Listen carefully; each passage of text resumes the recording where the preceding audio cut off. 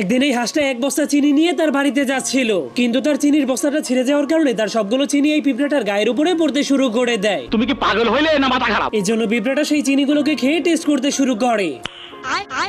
তখন সেই চিনি পিঁপড়াটার কাছে অনেক মজা লাগলে হাঁসটা নিজের দয়া দেখিয়ে পিঁপড়াটাকে এক টুকরো চিনি দিয়ে দেয়।